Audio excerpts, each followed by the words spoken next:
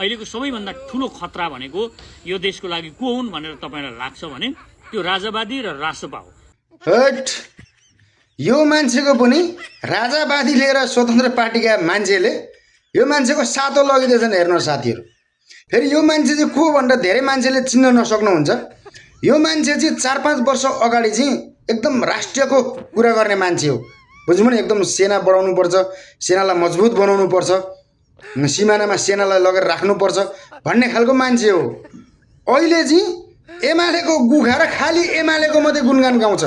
यदि एमाले अहिले 4-5 चोटि प्रधानमन्त्री हुँदा केपी शर्मा ओली 4-5 चोटि प्रधानमन्त्री हुँदाखेरि एउटा जाबो राम्रो खालको हस्पिटल बनाइदिएका थिए भने आज उसैले पाइल्स भएको रहेछ। सिङ्गापुर त जानुपर्ने थिएन होला, आफ्नै देशमा उपचार हुन्थ्यो होला।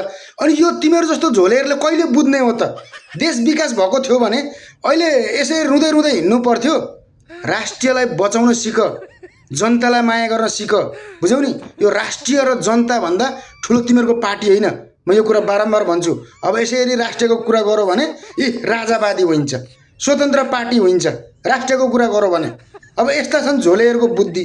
कहिले आउला त? यो एमालेको गुखाना छोडेर यसो राष्ट्रियको गुणगान गाउन सिकन हो मेरा झोले हो।